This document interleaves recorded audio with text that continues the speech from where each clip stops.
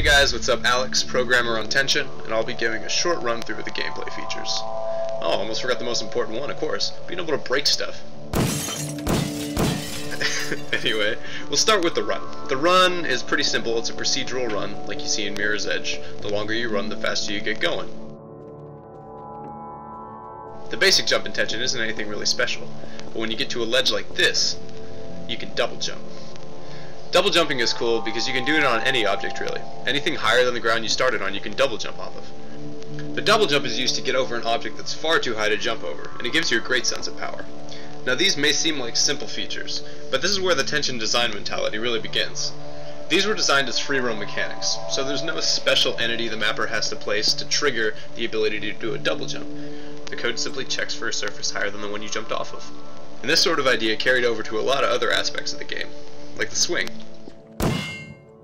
The swing is pretty much exactly what you would expect. You fire your grapple at something and you're constrained to it with a cable. You can swing under it, but the thing is, none of these objects are any different in the actual map. They're all just simple brushwork, and the swing works on them just as well. Next we'll talk about the second half of the grapple, the pull. This moves you in straight lines as opposed to moving you in an arc. But before we get right into that, let's talk about these textures you're seeing in blue. These are no-hook textures. These are used to limit the player's movement throughout a level, and in most cases, make it more difficult. If you see these, it simply means you can't grapple onto them. Moving on, we'll see the pull used to pull you directly across this gap. The pull can also be used to pull up and over things, as it has a piece of edge detection code. Now this edge detection code operates without any map entities, another free roam mechanic. Another common use of the pull is to pull you down on top of something. Now this is used to stick a landing, or to get to something that's just out of reach, like up ahead with this double jump. When these moves are used in combination, they can get you across a great distance in a short amount of time. We've talked about things that get you going. Now let's talk about the air brakes to slow you down. But for air brakes to be needed, you need a fall damage system. Except in Tension, it's more of a stun system, and it has 4 tiers. The first tier is your safe fall. Pretty straightforward, this is the fall you want. It doesn't stun you or confuse you at all. After that is the medium fall.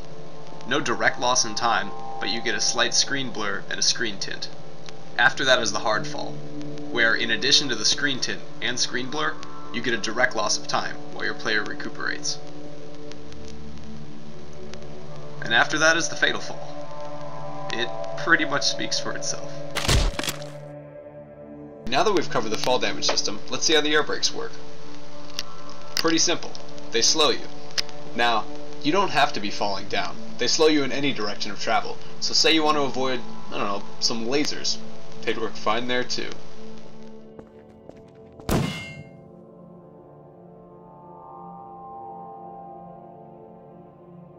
And that concludes the feature walkthrough for Tension. Now that we have these gameplay mechanics solid, it's important to implement them in fun ways.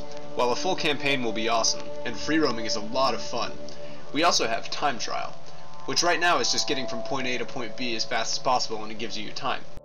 But in the future there could be a scoreboard online and the community could really test their mettle against each other. But anyway, the mod is growing day by day. Unfortunately, so is the feature list.